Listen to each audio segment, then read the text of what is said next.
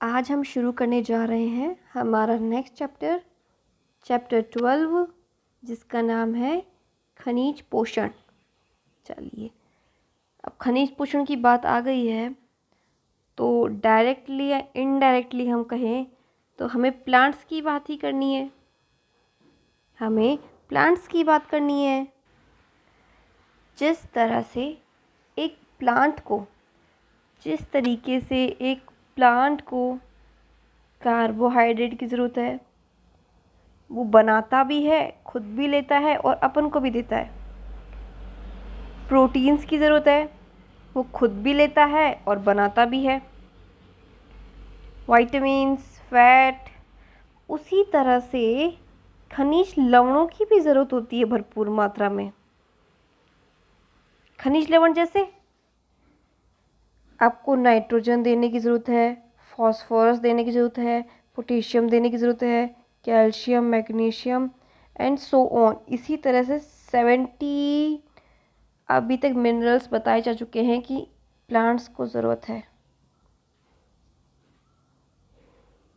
अपन 17 minerals के बारे में पढ़ेंगे। इनमें से कुछ ज़्यादा मात्रा में चाहिए तो कुछ ओके टाइप हिसाब से एवरेज मतलब कि कुछ वृहद मात्रा में चाहिए, लार्ज अमाउंट में चाहिए, और कुछ सूक्ष्म में चाहिएगा, काम हो जाएगा, स्मॉल अमाउंट। तो ये सभी हम पढ़ने वाले हैं कि देखो आपने एक प्लांट को अच्छा एनवायरनमेंट दे दिया, कि देखो हमने ना प्लांट को बहुत अच्छा एनवायरनमेंट दिया है, उसमें बहुत अच्छा टेम्परेचर है, बहुत वाटर है, CO2 है, ऑक्सीजन है, ठीक है ना, सब दिया है हमने, बट फिर भी प्लांट ग्रो नहीं कर रहा है हमारा।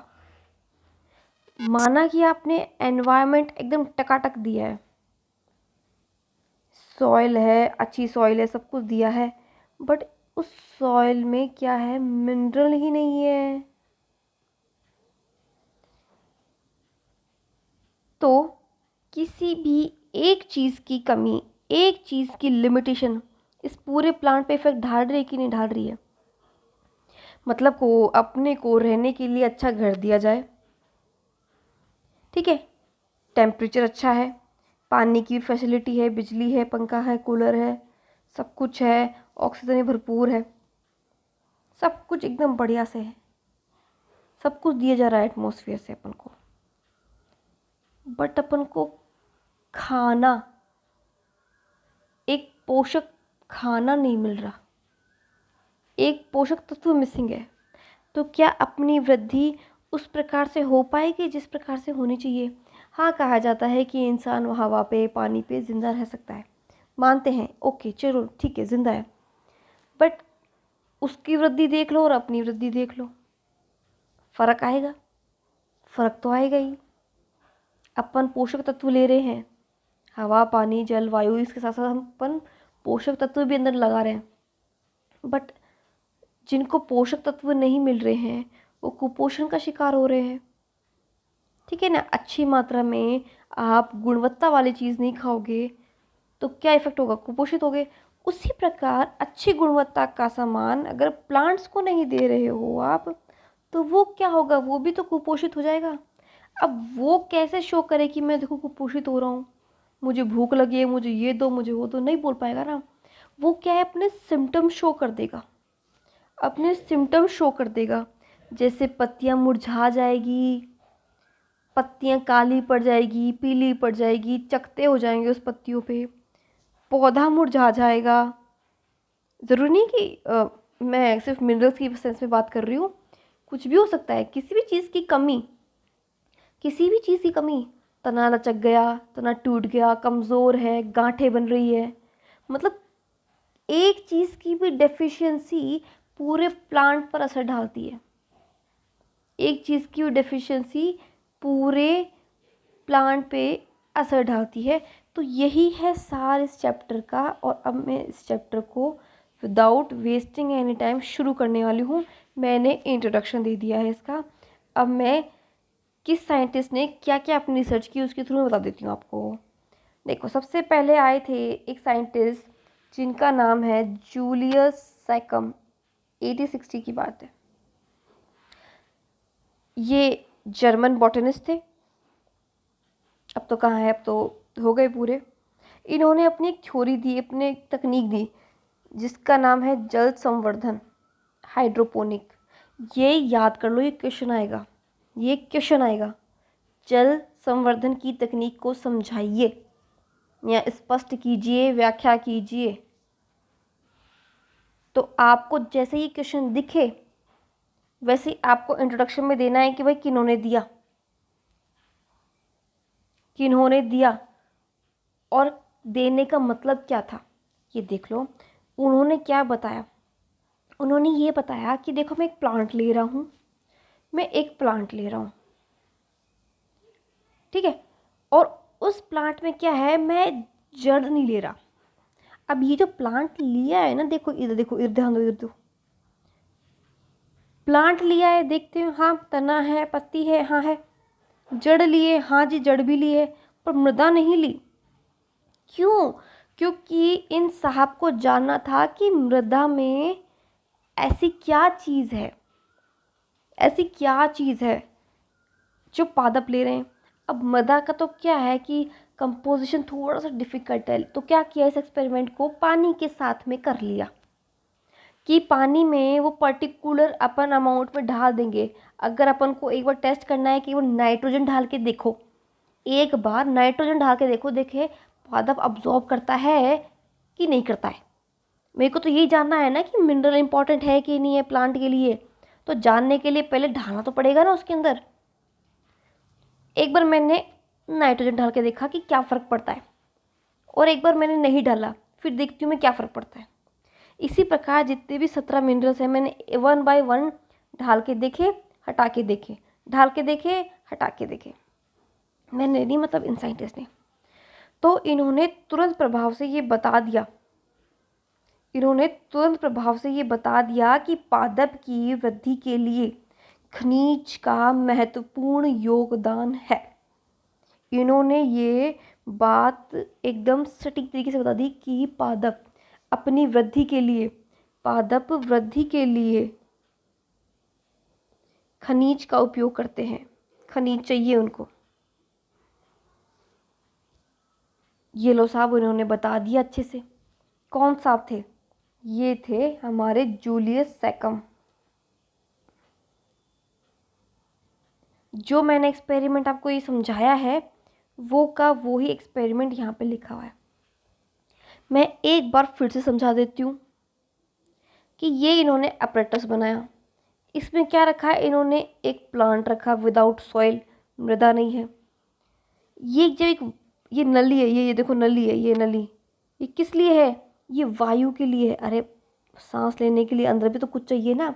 हाँ चलो, थोड़ा बहुत प्रकाश दो चाहे मत दो, चलो चल जाएगा, बट वायु तो दोगे ना अंदर, ठीक है। और ये सिरिंज क्या है, ये जो सिरिंज है ये क्या है, 1 बाय 1, टन बाय टन, एक एक पोषक तत्व मिलाते जाऊंगी मैं इसमें।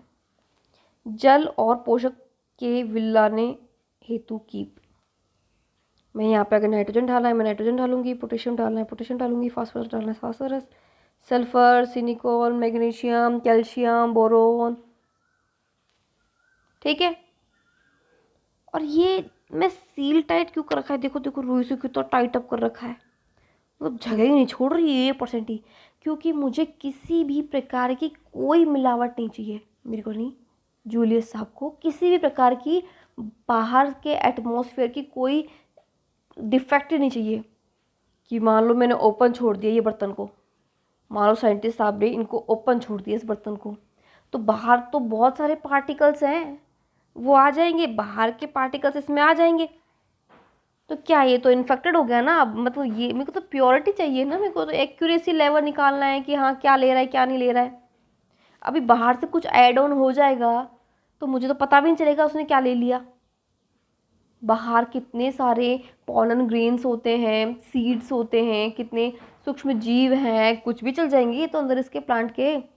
और इतना अच्छा मीडियम, पोषक तत्व का मीडियम मिल रहा है, पोषक तत्व का मीडियम मिल रहा है। अच्छे अच्छे ग्रो कर जाएंगे इसके अंदर, तो अच्छी अच्छी चीज़ें ग्रो कर जाएगी, तो इसके साथ मुझे वो अननेसेसरी चीज़ भी मिल जाएगी, लेकिन मुझे वो नहीं चाहिए, इस वजह से मैंने रुई लगाई। क्या ये बात क्लियर है? मैंने ये नली क्यों लगाई? ताकि मैं वायु दूँ। मैंने ये वाली नली क्यों लगाई? ताकि मैं जल और पोषक तत्व ऐड ऑन कर सकूँ। मैंने रुई से क्यों सील किया? ताकि बाहर से कोई भी तरीके का पार्टिकल अंदर नहीं आए। मेरी मर्जी के बिना, इन साइंटिस्ट की मर्जी के बिना कुछ भी ना आए।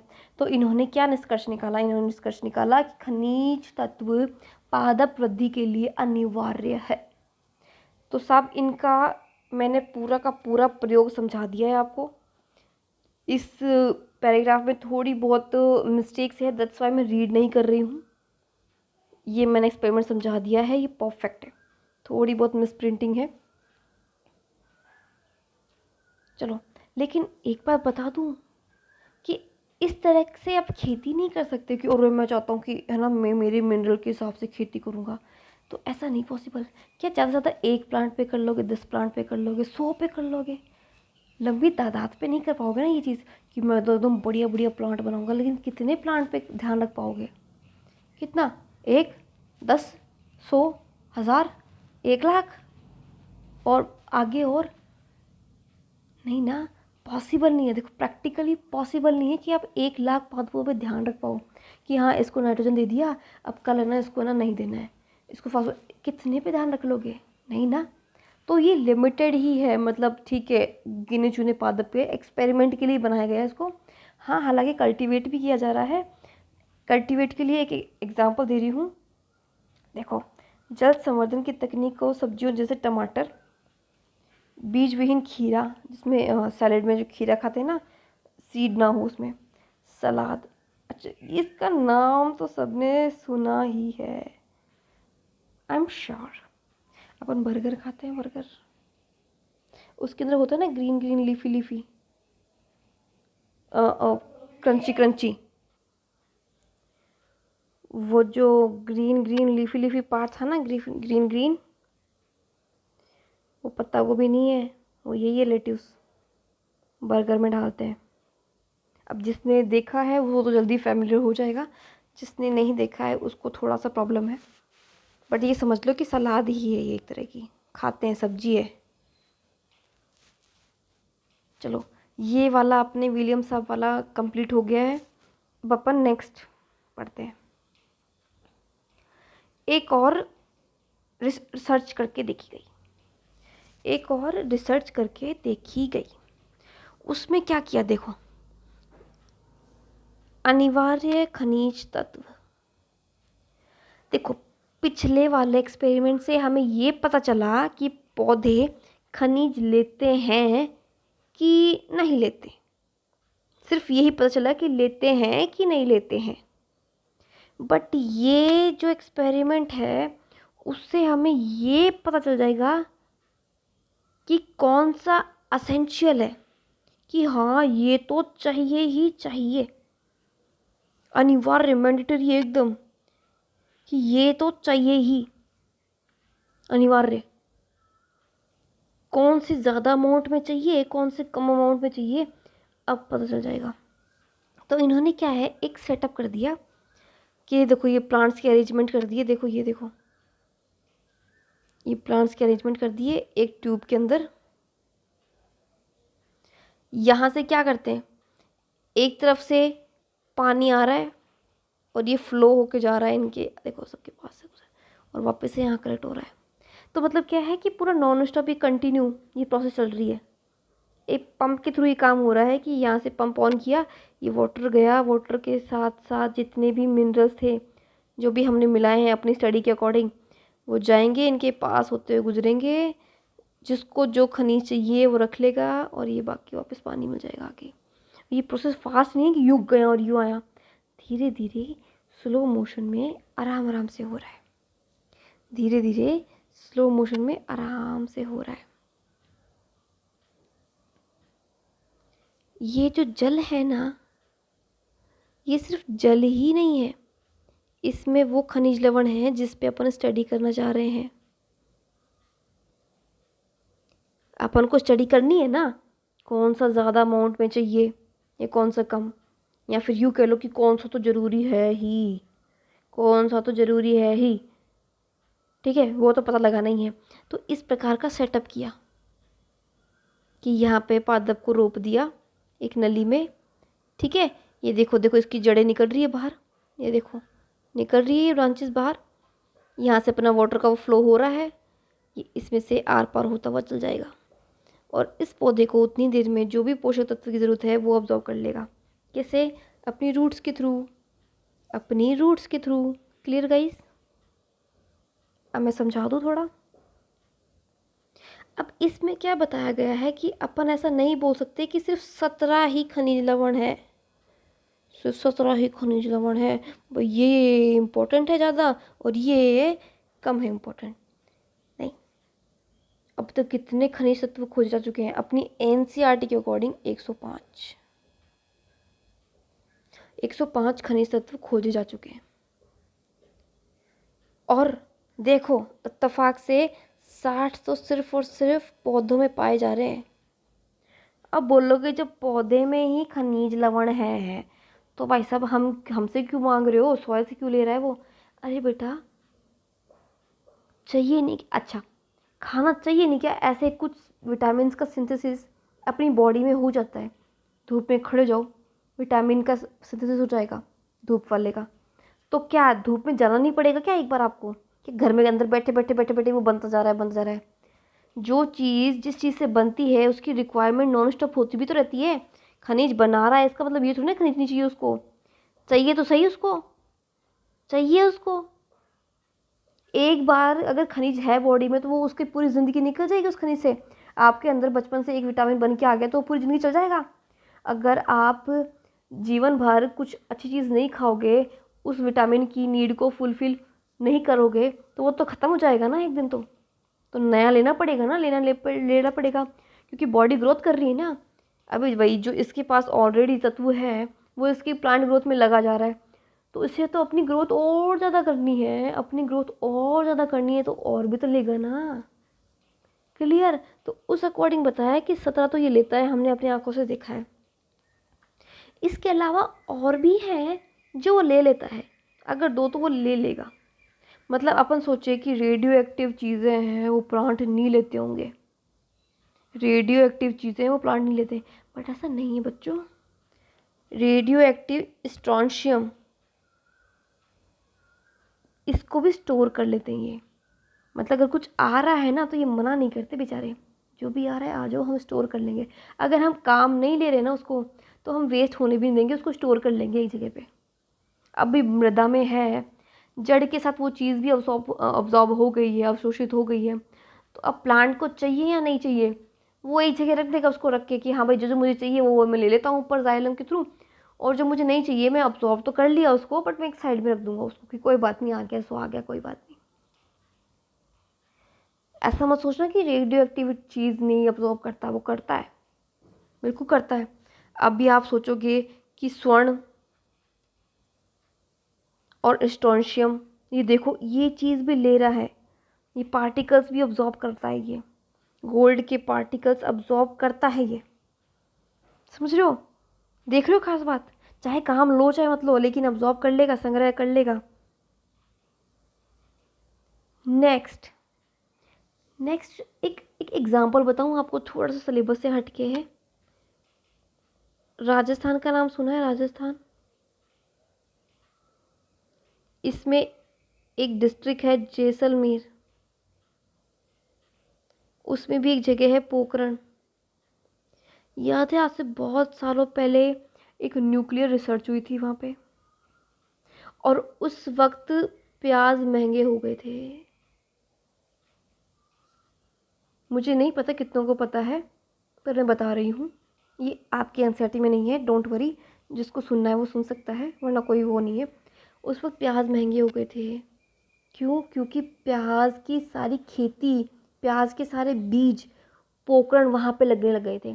क्यों? क्योंकि पाया गया कि जो प्याज है ना वो रेडियो एक्टिविटी को अब्जॉर्ब करता है,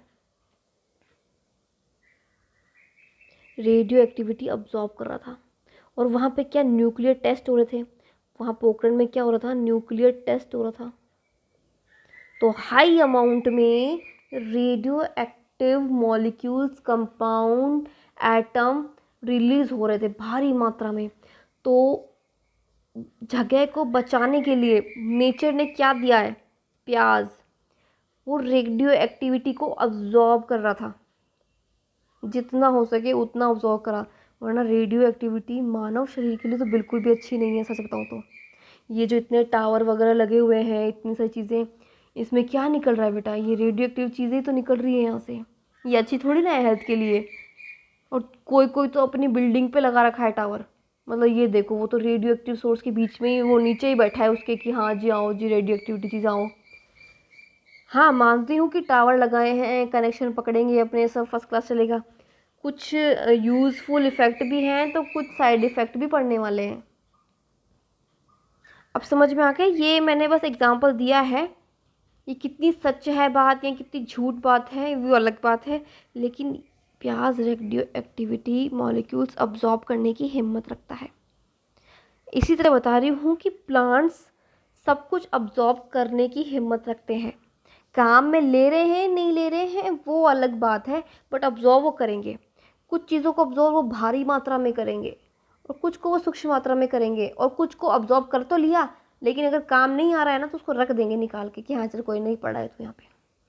तो ये जो एक्सपेरिमेंट हुआ है वो हुआ था कि कौन कौन से खनिज तत्व अनिवार्य हैं प्लांट के लिए। नेक्स्ट इन्होंने बताया कि देखो मैं कुछ मापदंड दे रहा हूँ, मापदंड मतलब एक पैमाना सेट करके दे रहा हूँ, इस पैमाने में उतरते हैं खनिज लवण तो वो खनिज लवण है, अगर इस पैमाने में उतरते हैं तो वो तो खनिज लवण है। बोला बताओ कौन सा पैमाना है जो फुलफिल करोगे तभी हम उन्हें खनिज बोलेंगे। बोला कि पहली बात तो ये है कि शारीरिक विकास में स्पेशली जनन अंग, जो फूल है, फूल में अंडाशय है, परागकण है, परागनलिका है, वर्तिकाग्र है, वर्तिका है, अंडाशय है, इनकी ग्रोथ में काम आने चाहिए ये खनिज लवण। पहली बात तो ये। बोले अच्छा ऐसी बात है क्या। बोला हाँ, तत्व को पादप की सामान्य वृद्धि और जनन हेतु नितांत आवश्यक होना चाहिए, कि प्लांट की ग्रोथ के लिए वो कंपलसरी होने चाहिए, तभी उन्हें खनिज बोलोगे आप, वही खनिज है एक्चुअल में। बोले अच्छा ठीक है। और उन्होंने क्या बताया कि अगर उस तत्व की अनुपस्थिति में पौधे अपना जीवन चक्र पूरा नहीं कर पाएँ अथवा बीज भी धारण नहीं कर पाएँ, मतलब वो ऐसे होने चाहिए खनिज कि अगर उस खनिज की एब्सेंस हो गई बॉडी में, नाइट्रोजन की मान लो एब्सेंस कर दी बॉडी में, तो उसके बिना वो प्लांट पूरा अच्छी तरीके से ग्रो नहीं करना चाहिए, उसकी लाइफ साइकिल पूरी कंप्लीट नहीं होनी चाहिए, उसे ही खनिज बोलोगे आप। बोला हाँ ठीक है हम मानते हैं, तो उसी को खनिज बोलेंगे। नेक्स्ट, तत्व की अनिवार्यता विशिष्ट होनी चाहिए और इसे किसी अन्य तत्व द्वारा प्रतिस्थापित। अच्छा ठीक है, ये कह रहे हैं कि जिस तत्व की कमी हुई है ना वो सिर्फ उसकी कमी वही तत्व पूरी करेगा, ऐसे नहीं कि कोई रिप्लेसमेंट लिया हो, ऐसा नहीं कि कोई रिप्लेसमेंट लिया हो फिर नहीं चलेगा। कि मान लो पौधे में नाइट्रोजन की कमी है और आप उस नाइट्रोजन की कमी फुलफिल किसी और खनिज से कर रहे हो, ऐसा वाला भी नहीं होना चाहिए खनिज कि अगर नाइट्रोजन दो तो ठीक है, नहीं तो है ना कैल्शियम डाल देंगे कमी पूरी रहेगी। ना ना, कैल्शियम का अलग रोल है, नाइट्रोजन का अलग रोल है। नाइट्रोजन अपना काम करेगा, अगर नाइट्रोजन नहीं है तो इसका काम कोई भी नहीं कर पाएगा, ये एकदम स्पेसिफिक है। नेक्स्ट पॉइंट, तत्व पादप के उपापचय। अच्छा ठीक है, ये मेटाबॉलिज्म रेट में अनिवार्य है। मेटाबॉलिज्म अभी पढ़ने वाले हैं अपन, अभी पढ़ने वाले किस किस फॉर्म में नाइट्रोजन अब्जॉर्ब होती है, किस फॉर्म में कैल्शियम, किस फॉर्म में फॉस्फोरस अब्जॉर्ब होती है। ठीक है, तो शुरू कर दें, शुरू कर देते हैं। अच्छा ये चलो ये भी पढ़ना जरूरी है, शुरू अपन बाद में करेंगे, लगता है नेक्स्ट लेक्चर में शुरू कर पाएंगे अपन। इससे पहले अपन को क्लियर होना चाहिए कि वृहद पोषक जो ज़्यादा मात्रा में चाहिए, लार्ज अमाउंट में चाहिए, लार्ज अमाउंट में चाहिए वो कौन कौन से हैं, और जो सूक्ष्म स्मॉल अमाउंट में चाहिए वो कौन कौन से हैं। इन्होंने बताया कि मैं एक पैमाना सेट करके दे रहा हूँ, उसके अकॉर्डिंग आप डिफ्रेंशिएट कर लेना कि वृहद कौन सा है और सूक्ष्म कौन सा है। और हाँ बताओ जल्दी बताओ कि अगर अगर वृहद पोषक को सामान्यतः पादप के सूक्ष्म पदार्थ शुष्क पदार्थ का 1 से 10 मिलीग्राम लीटर की सांद्रता में विद्यमान होना चाहिए। मतलब इतना जरूरी है, कितना 1 to 10 मिलीग्राम या लीटर इतना होना चाहिए। बोलो ओके साहब। बोलो कौन कौन है, तो इसमें इस श्रेणी में कौन कौन आ रहा है? बोलो इस श्रेणी में आ रहा है carbon, hydrogen, oxygen, phosphorus, sulphur, potassium, calcium, magnesium. अब बोले नाइट्रोजन। बोले अरे नाइट्रोजन को कैसे भूल सकते हो? ये तो बहुत ही कंपल्सरी, इसके बिना तो कोई प्लांट की छोड़ो इंसान की भी बॉडी ना बने। और ये वो खनिज हैं जिनकी वृहद मात्रा में आवश्यकता है शरीर को। एनपीके का मकससी, मतलब मैंने ऐसे याद किया था, हालांकि कोई कोड नहीं है ये, कोई निमोनिक्स नहीं है, बिल्कुल भी नहीं है, बट मैंने इसे ऐसे याद किया था। एनपीके का मकससी, ये लो, कोई कोड नहीं है, कोई निमोनिक्स नहीं है, कुछ आपको कहावत नहीं बनानी है, बस डायरेक्टली टर्म याद कर ली, एनपीके का मकससी। ये है वृहद वाले। और इसके अलावा जो बचेंगे वो सूक्ष्म आ जाएंगे। मैंने क्या बोला, 17 तो इम्पोर्टेंट है, 17 जिनको हमने खनिज अनिवार्यता की श्रेणी में रखा है, वो सिर्फ 17 ही बने। बाकी जो 60 में से 17 घटा दो, बाकी वो थे, हाँ वो मिले तो ठीक है, नहीं मिले तो भी ठीक है, वैसी वाली बात थी। ये यहाँ पे लिख रखे हैं इनके नाम, ठीक है। अब सूक्ष्म वाला पढ़ ले, सूक्ष्म वाला पढ़ लेते हैं। सूक्ष्म पोषक अथवा लेश मात्रे तत्वों की अनिवार्यता अत्यंत सूक्ष्म मात्रा में होती है, 0.1 मिलीग्राम, मतलब इसको इतनी ही चाहिए, इसको इतनी ही चाहिए। अब सोचोगे कि इसको ज़्यादा ये अमाउंट, ये ज़्यादा क्यों ले रहा है, तो फिर ये चीज़ें ज़्यादा क्यों चाहिए? बेटा यही है, नाइट्रोजन, फास्फोरस, पोटेशियम, यही है जो स्ट्रक्चरल, संरचनात्मक एवं क्रियात्मक इकाई बनाएंगे, मुख्यतः ये इकाई बनाएंगे। जितना खाओ उतना कम है, जितना लेंगे उतना कम है, क्योंकि बॉडी में लगा जा रहा है, प्लांट की बॉडी में लगा जा रहा है, लगा जा रहा है, लगा जा रहा है, एंजाइम बनाने में लगा जा रहा है, क्लोरोफिल बनाने में लगाया जा रहा है, संरचना बनाने में लगाया जा रहा है, कार्य करने की दर के लिए बनाया जा रहा है, स्टोमेटा खोलने के लिए, बंद करने के लिए बनाया जा रहा है। ये दिन रात काम कर रहे हैं। और जिनकी सूक्ष्म मात्रा में ज़रूरत है, स्मॉल अमाउंट में, वो हाँ, जब ज़रूरत हुई काम हुआ, काम ख़त्म, ज़रूरत हुई काम हुआ, धन काम ख़त्म। इतना ही चाहिए, 0.1 मिलीग्राम, ये इतना ही चाहिए। कौन कौन से हैं? लोहा, मैग्नीज, तांबा, मोलिब्डेनम, जिंक, बोरोन, क्लोरीन और निकल। निकल निकल क्या था? लोहा, मैग्नीज, तांबा, मोलिब्डेनम, जिंक, बोरोन, क्लोरीन, निकल। अब इसका मत सोचना कि मैंने कुछ बनाया, इसको ऐसे याद किया था क्योंकि बाकी के जो 9 थे इसमें रख लिए थे, बाकी के 8 इसमें रख दिए थे। चलो, अब इन्होंने बताया है कि अनिवार्य तत्वों को उनकी विभिन्न कार्यों के आधार पर सामान्य 4 श्रेणियों में बांटा गया है। अभी तो अनिवार्य तत्वों को बांटा गया था कितने ज़्यादा चाहिए अमाउंट में और कितना कम चाहिए।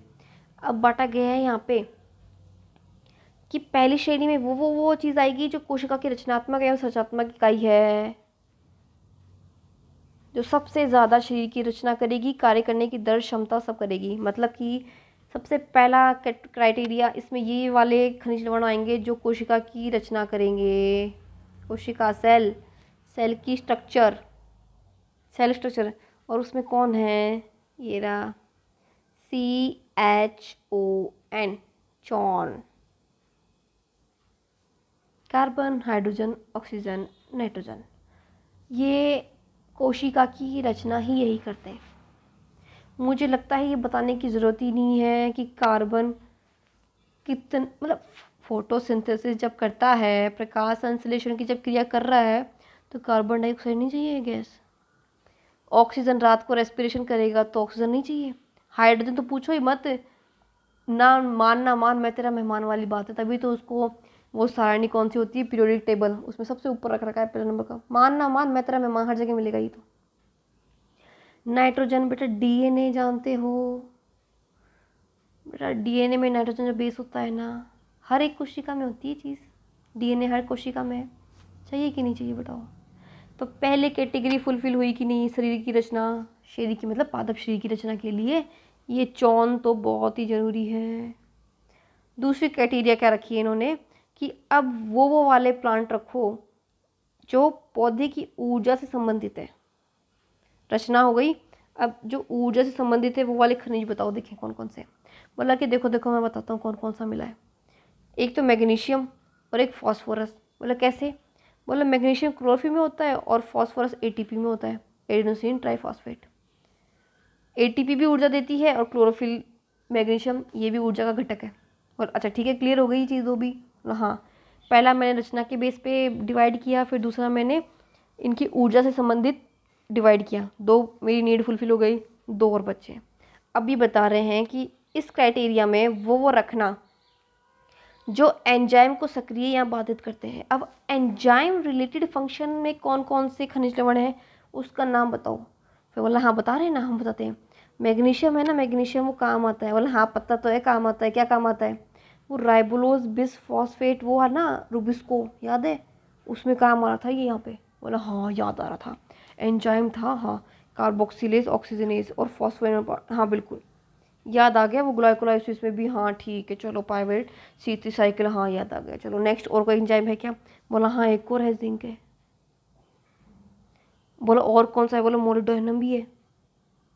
बोला मोलिब्डेनम, ये तो सुना सुना नहीं लग रहा ना। बोला अरे सुना सुना है, जब हम नाइट्रोजन स्थिरीकरण पढ़ेंगे ना, नाइट्रोजन स्थिरीकरण नहीं, फिक्सेशन, नाइट्रोजन फिक्सेशन, तो जो नाइट्रोजन फिक्सेशन करते हैं ना, तो उसमें जो नाइट्रोजनेज होता है ना, उसके अंदर मोलिब्डेनम होता है। बोले अच्छा तो उसमें भी काम आता है? बोला हाँ मोलिब्डेनम। बोला ठीक है समझ गए। तो इस श्रेणी में हमने वो रख दिए जो एंजाइम के रूप में अपना रोल प्ले करते हैं, उन खनिजों को रख दिया इसमें। तो पूछोगे कि नाइट्रोजन में तो वो वैनेडियम भी काम आ रहा था, वो निकल भी काम आ रहा था। बोला हाँ हाँ काम आ रहा था, लेकिन आपने बोला कि सक्रिय ये एंजाइम है ना, बस वो वही लिखना। तो सबसे ज़्यादा हाईली अमाउंट में जो प्ले कर रहा है ना वो मोलिब्डेनम ही है।